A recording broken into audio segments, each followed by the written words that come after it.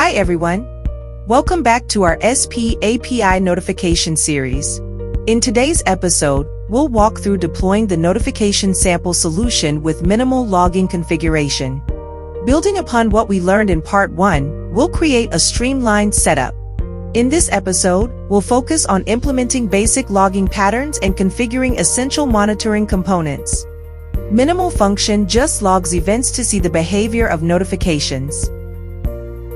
One of the most important aspects of this solution is the appconfig.json configuration. It contains 3 essential elements. Grantless operation config contains your application's client ID, client secrets, and region values. Secrets file name contains the credentials of your sellers. Notification types defines which notification types you want to subscribe to, and determines the notification pattern you want to use. Each of these elements is crucial for proper configuration and operation of your solution. To begin, we'll use the most basic configuration, the internal setup.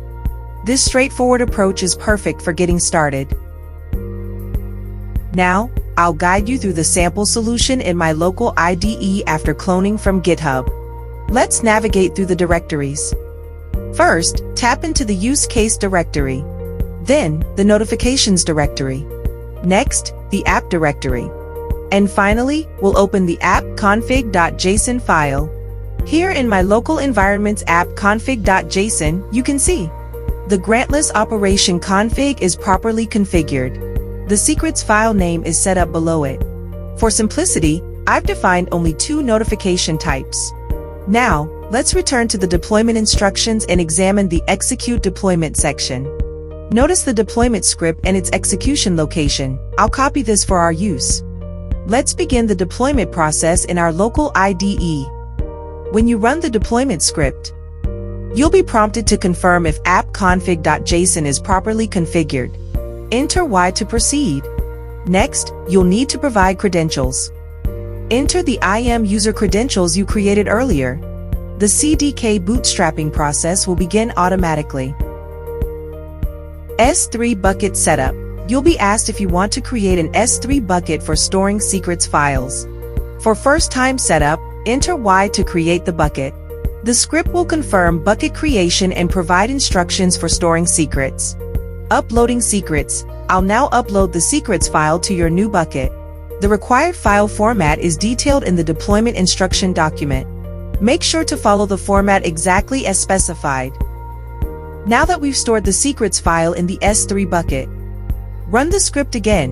When prompted about bucket creation, enter and to proceed. Important note for users who need to use EventBridge-based notification type.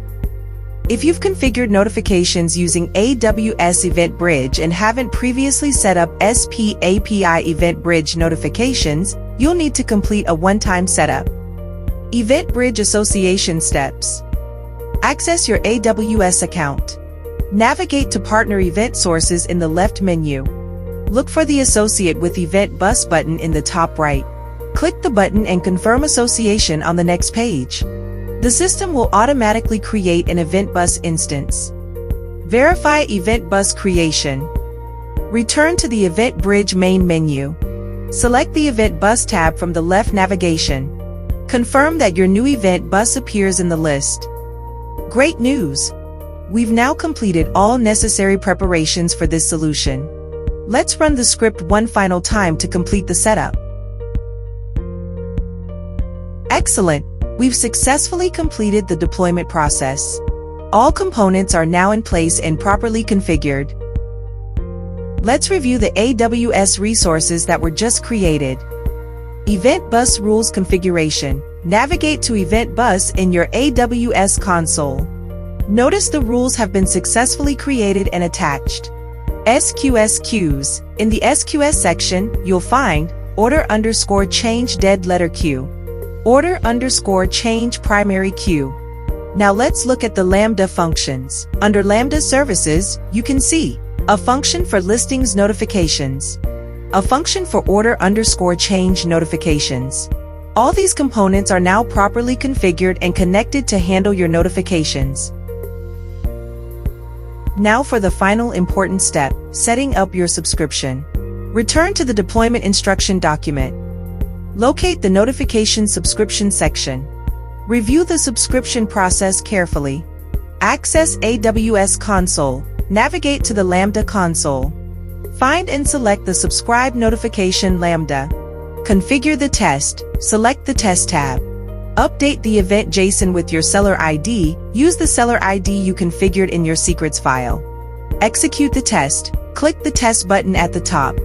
You'll receive a confirmation message indicating successful subscription. Congratulations! Your notification subscription is now properly configured and active. Now, let's test notification by purchasing a test item. Let's check the Lambda function log for listing item MFN quantity change event. Since this item has MFN shipping and inventory quantity should change after the purchase. Congratulations! We can confirm the notifications triggered the Lambda function. Now let's check the order change event. This event should be triggered since the order was just made. Look, we can see the order change notification. This deployment pattern is the best way to start monitoring notifications and understand their behavior. Thanks for watching. Join us in part 3, where we'll dive into deployment with webhook configuration.